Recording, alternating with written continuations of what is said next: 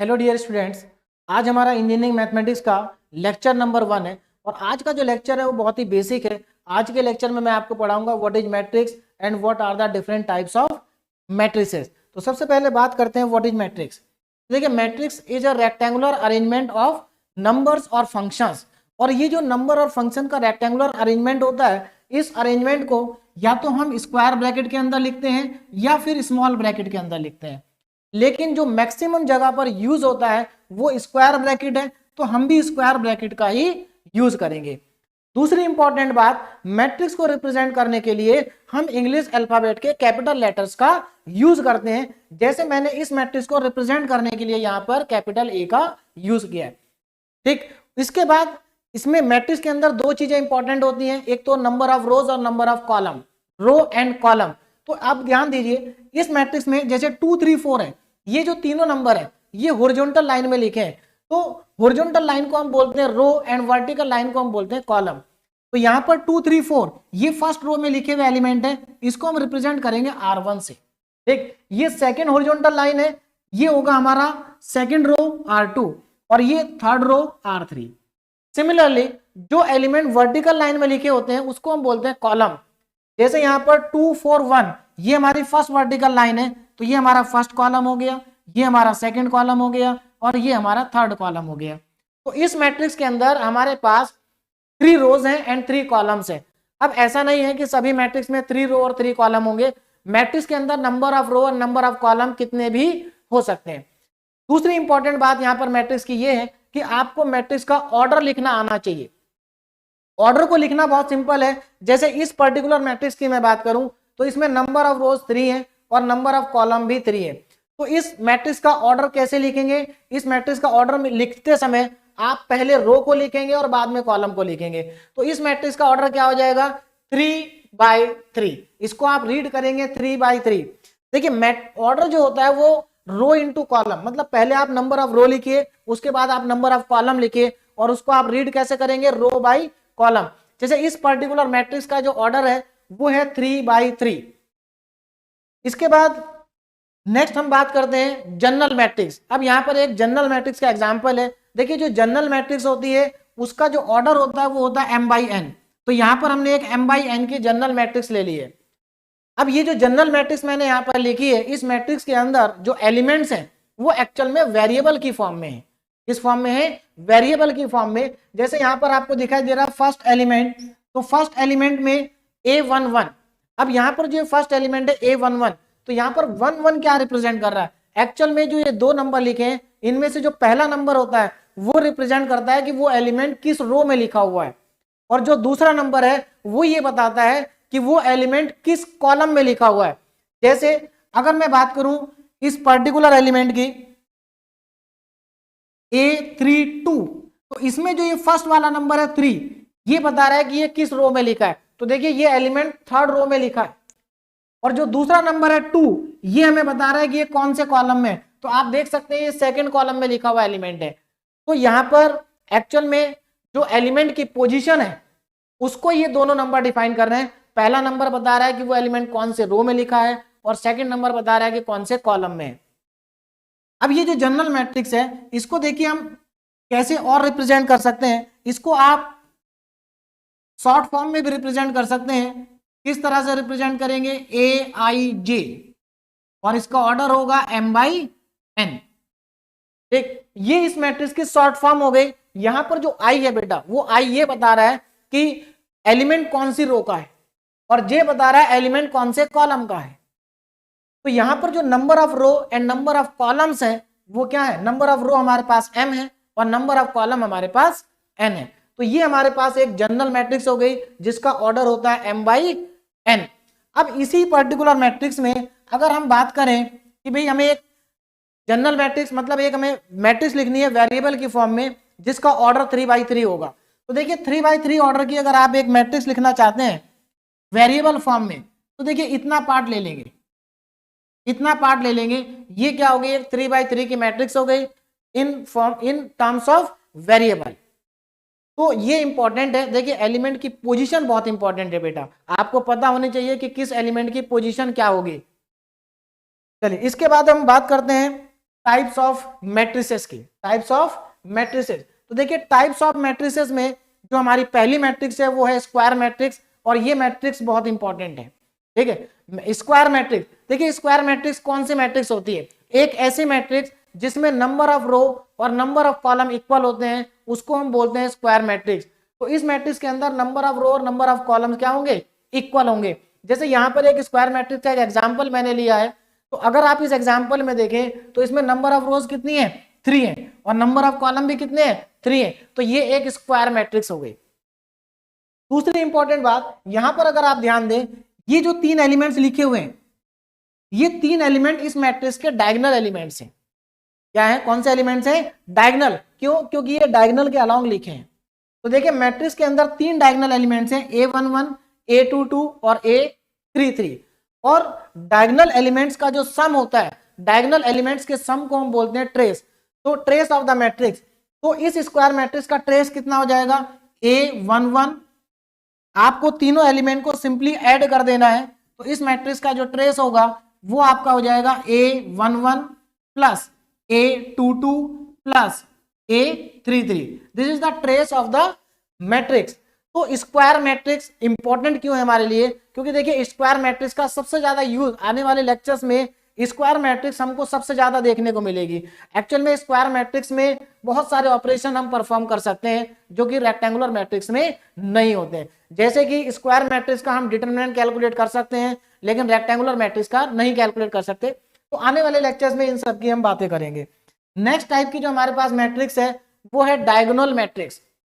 देखिए diagonal matrix भी square matrix ही होती है।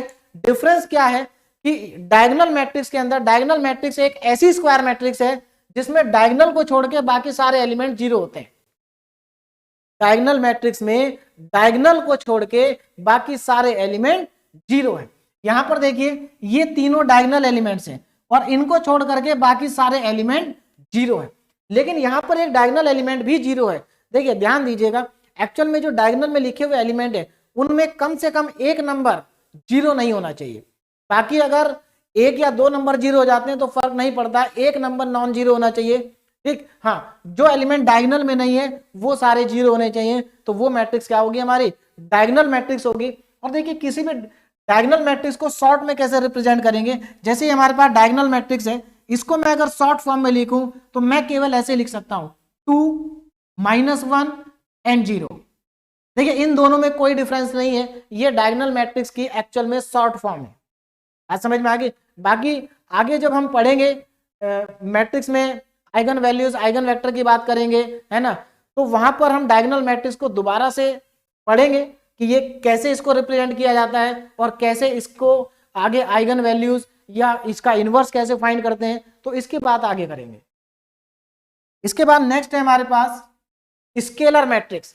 अगेन स्केलर मैट्रिक्स फिर से एक डायगोनल मैट्रिक्स का ही टाइप है, या कह लीजिए स्क्वायर मैट्रिक्स का ही टाइप है। देखिए डायगोनल मैट्रिक्स में और स्क्वायर स्केलर मैट्रिक्स में क्या डिफरेंस होगा? डायगोनल मैट्रिक्स में डायगोनल जो एलिमेंट्स होते हैं उनको छोड़ के बाकी सब एलिमेंट जीरो होते हैं, और जो डायगोनल के एलिमेंट होंगे वो कुछ भी हो सकते हैं। लेकिन स्केलर मैट्रिक्स के अंदर जो डायगोनल के एलिमेंट्स होंगे, चाहे वो कोई भी नंबर हो, लेकिन होंगे सब इक्वल। जैसे यहां पर क्या लिखा है? 2 2 2 लिखा है, तो ऐसा नहीं है कि स्केलर मैट्रिक्स में सब जगह डायगोनल पे 2 2 2 ही आएगा, ऐसा नहीं है। आप कोई भी नंबर लिख सकते हैं लेकिन नंबर सेम आएगा, और डायगोनल को छोड़ के बाकी सारे एलिमेंट क्या होंगे? जीरो होंगे। तो स्केलर मैट्रिक्स भी एक डायगोनल मैट्रिक्स का ही टाइप है। और इंपॉर्टेंट बात यह है कि डायगोनल मैट्रिक्स भी स्क्वायर मैट्रिक्स होती है, स्केलर मैट्रिक्स भी स्क्वायर मैट्रिक्स होती है। उसके बाद नेक्स्ट हमारे पास मैट्रिक्स है, और ये बहुत इंपॉर्टेंट मैट्रिक्स है, आइडेंटिटी मैट्रिक्स और यूनिटी मैट्रिक्स, क्योंकि इसका यूज बहुत ज्यादा होता है। आप लोग क्लास 12 में ये चैप्टर पढ़ चुके हैं मैट्रिसेस, और वहां पर भी आपने देखा होगा कि आइडेंटिटी मैट्रिक्स का कितना यूज है। तो आइडेंटिटी मैट्रिक्स या यूनिटी मैट्रिक्स किसको कहते हैं? देखिए इसमें भी क्या होगा? डायगोनल को छोड़ के बाकी सारे एलिमेंट जीरो होंगे, लेकिन यहां पर जो डायगोनल एलिमेंट है वो 1 ही होगा, कुछ और नहीं होगा। देखिए स्केलर में डायगोनल एलिमेंट पे कोई भी नंबर हो सकता है लेकिन होगा इक्वल। डायगोनल मैट्रिक्स में डायगोनल एलिमेंट्स में कोई कुछ भी नंबर लिख सकते हैं और बाकी सब जीरो, लेकिन आइडेंटिटी मैट्रिक्स में डायगोनल एलिमेंट्स केवल और केवल 1 होगा। तो ये हमारी आइडेंटिटी मैट्रिक्स है। एक और इंपॉर्टेंट बात, देखिए मैट्रिक्स को वैसे तो हम इंग्लिश अल्फाबेट के किसी भी लेटर से रिप्रेजेंट करते हैं, लेकिन आइडेंटिटी मैट्रिक्स के लिए हम जनरली जो यूज करते हैं वो आई का यूज करते हैं। इसका यूज करते हैं आई। जैसे यहां पर लिखा I3, अब इस I3 का मतलब क्या है, एक्चुअल में ये एक आइडेंटिटी मैट्रिक्स है जिसका ऑर्डर है 3/3, ऑर्डर है 3/3। क्योंकि देखिए जो आइडेंटिटी मैट्रिक्स होगी या यूनिटी मैट्रिक्स होगी उसमें नंबर ऑफ रो और नंबर ऑफ कॉलम हमेशा बराबर ही होंगे। तो आपको ऐसा जरूरी नहीं कि आप इसको 3/3 लिखें, आप केवल 3 भी लिख देंगे तो उससे भी समझ में आ जाएगा कि इसका ऑर्डर क्या होगा, 3/3 होगा। अब देखिए आइडेंटिटी मैट्रिक्स क्यों इंपॉर्टेंट है, अगर आप किसी आइडेंटिटी मैट्रिक्स को किसी भी मैट्रिक्स के साथ मल्टीप्लाई करते हैं, ठीक है, तो वापस आपको वही मैट्रिक्स मिल जाएगी। मल्टीप्लाई कैसे करते हैं ये हम नेक्स्ट वीडियो में सीखेंगे। और अगर आप आइडेंटिटी मैट्रिक्स की कुछ भी पावर कर दें, अगर आप आइडेंटिटी मैट्रिक्स की पावर n कर देंगे तब भी हमारे पास आइडेंटिटी मैट्रिक्स ही आएगी। मतलब ये आइडेंटिटी मैट्रिक्स वैसे ही होती है जैसे नंबर में 1 होता है, आप 1 को किसी भी नंबर के साथ मल्टीप्लाई करिए 1 आ जाएगा, है ना। आप 1 की पावर कुछ भी कर दीजिए 1 ही आएगा। तो वैसे यहाँ पर आइडेंटिटी मैट्रिक्स भी हमारे पास वर्क करती है, ठीक है। उसके बाद नेक्स्ट हमारे पास है नल मैट्रिक्स और जीरो मैट्रिक्स, या फिर इसको वॉइड मैट्रिक्स भी बोलते हैं।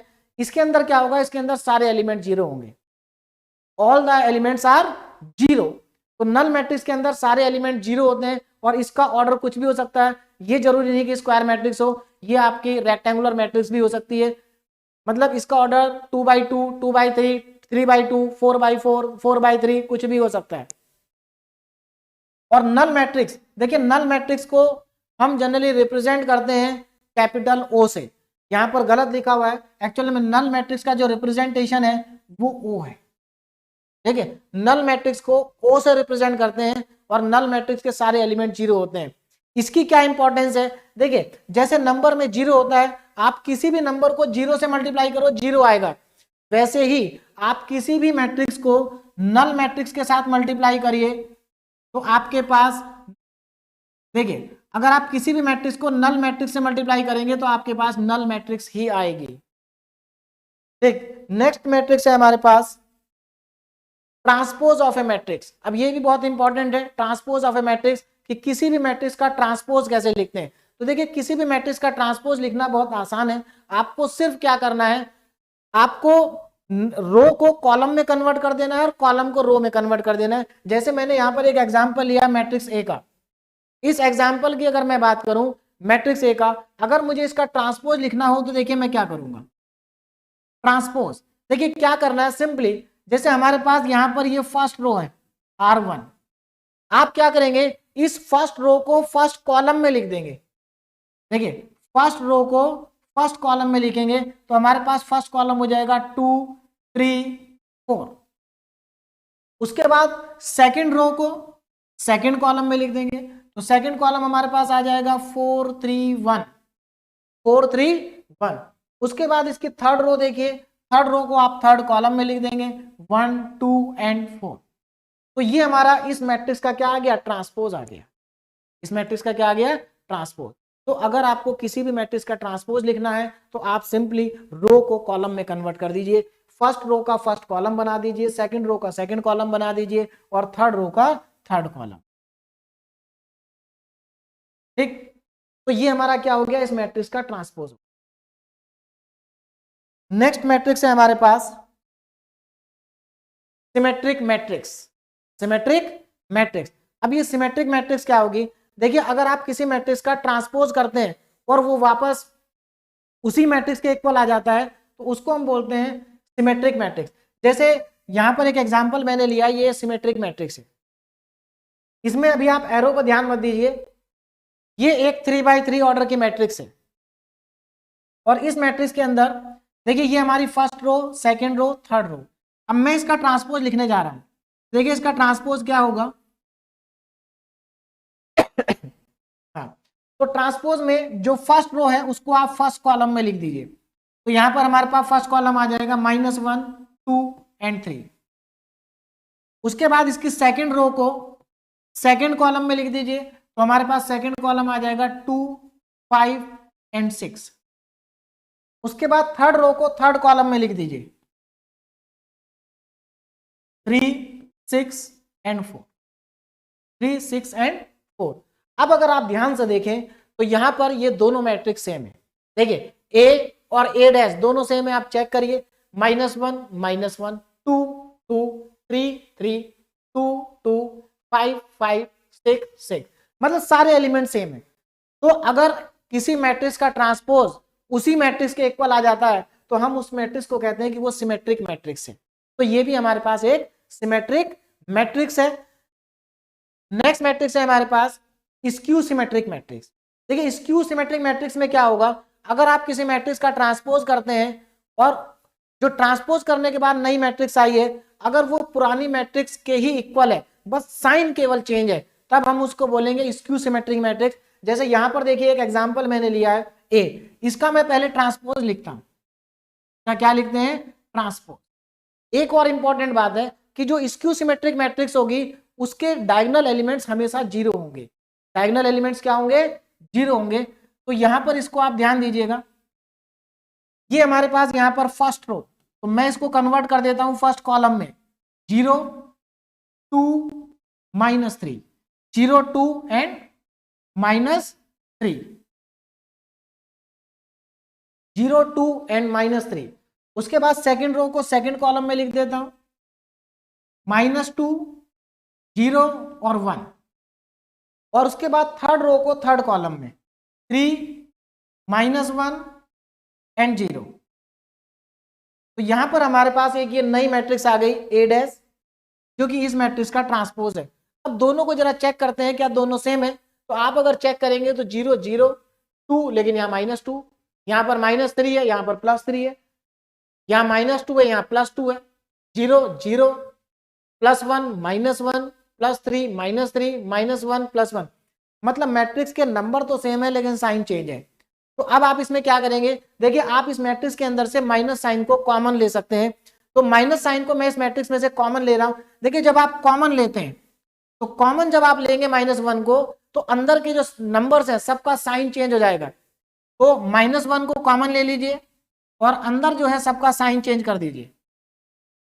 तो यहां पर 0 2 -3 -2 0 1 3 -1 एंड 0, ये मैंने सबके साइन चेंज कर दिए। अब जरा आप कंपेयर करिए दोनों मैट्रिक्स को। देखिए अगर आप अब कंपेयर करेंगे तो दोनों मैट्रिक्स सेम आ चुकी हैं, दोनों मैट्रिक्स सेम आ गई हैं। तो अब यहां पर मैं इसकी जगह पर ए लिख देता हूं। अगर मैं इसकी जगह पर ए लिख दूंगा और माइनस साइन देखिए पहले से ही है -a, इसका मतलब मैट्रिक्स का जो ट्रांसपोज है वो उसके निगेटिव के इक्वल हो गया। तो हम कह सकते हैं कि जो मैट्रिक्स ए है वो कैसी मैट्रिक्स है? स्क्यू सिमेट्रिक मैट्रिक्स है। कैसी मैट्रिक्स है? Skew symmetric matrix. इसके बाद नेक्स्ट मैट्रिक्स है हमारे पास ऑर्थोगोनल मैट्रिक्स। ऑर्थोगोनल मैट्रिक्स, देखिए इसमें क्या है, अगर आप किसी मैट्रिक्स का ट्रांसपोज करते हैं और उसके बाद उस मैट्रिक्स को उसके ट्रांसपोज के साथ मल्टीप्लाई कर देते हैं, तो मल्टीप्लाई करने के बाद आपके पास आइडेंटिटी मैट्रिक्स आ जाएगी। मतलब अगर आप किसी मैट्रिक्स को उसके ट्रांसपोज से मल्टीप्लाई करेंगे तो आपको आइडेंटिटी मैट्रिक्स मिलेगी। ठीक, उसके बाद हमारे पास एक चीज और है यहाँ पर कंडीशन, जो हमारे पास मैट्रिक्स है ऑर्थोगोनल मैट्रिक्स, इसमें अगर आप किसी मैट्रिक्स का ट्रांसपोज करते हैं और वो उस मैट्रिक्स के इनवर्स के इक्वल आ गया, तब भी हम उसको कहेंगे कि वो ऑर्थोगोनल मैट्रिक्स है। कैसी मैट्रिक्स है? ऑर्थोगोनल मैट्रिक्स है। नेक्स्ट है हमारे पास निलपोटेंट मैट्रिक्स। अब देखिए निलपोटेंट मैट्रिक्स क्या होती है। देखिए निलपोटेंट मैट्रिक्स में अगर आप किसी मैट्रिक्स का स्क्वायर करते हैं और वो अगर 0 मैट्रिक्स के इक्वल आ जाए, अगर किसी मैट्रिक्स का स्क्वायर 0 मैट्रिक्स के इक्वल आ जाए तो उसको हम बोलते हैं निलपोटेंट मैट्रिक्स। देखिए यहां पर जो ये लिखा हुआ है एक्चुअली ये 0 मैट्रिक्स को रिप्रेजेंट कर रहा है। उसके बाद नेक्स्ट है इनवॉल्यूटरी मैट्रिक्स। इनवॉल्यूटरी मैट्रिक्स में क्या होगा कि अगर आपने किसी मैट्रिक्स का स्क्वायर किया और वो आइडेंटिटी मैट्रिक्स के इक्वल आ गया तो उस मैट्रिक्स को हम बोलेंगे कि वो इनवॉल्यूटरी मैट्रिक्स है। एक और इंपॉर्टेंट बात यहां पर कि जो स्क्वायर होता है, किसी भी मैट्रिक्स का स्क्वायर कैसे फाइंड होता है, जैसे यहां पर ए स्क्वायर, तो आप इसको पहले क्या करेंगे, A multiply by A into ए लिखेंगे। उसके बाद इन दोनों मैट्रिक्स को आपस में मल्टीप्लाई कर देंगे। मल्टीप्लाई कैसे करेंगे ये मैं आपको नेक्स्ट वीडियो में सिखाऊंगा। उसके बाद नेक्स्ट मैट्रिक्स है हमारे पास ट्रायंगुलर मैट्रिक्स। ट्रायंगुलर मैट्रिक्स, देखिए ट्रायंगुलर मैट्रिक्स में एक्चुअल में या तो डायगोनल एलिमेंट्स के नीचे वाले सारे एलिमेंट जीरो होंगे या डायगोनल के ऊपर वाले सारे एलिमेंट जीरो होंगे।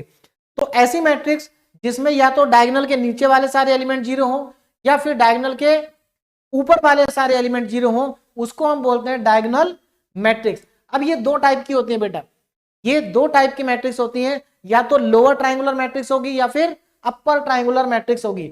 अगर डायगोनल एलिमेंट्स के नीचे वाले सारे एलिमेंट जीरो है तो इसको हम बोलेंगे अपर ट्रायंगुलर मैट्रिक्स, और अगर डायगोनल एलिमेंट्स के नीचे ऊपर वाले सारे एलिमेंट जीरो हैं तो उसको हम बोलेंगे लोअर ट्रायंगुलर मैट्रिक्स। तो ये दो टाइप की मैट्रिक्स है, lower and upper triangular matrix.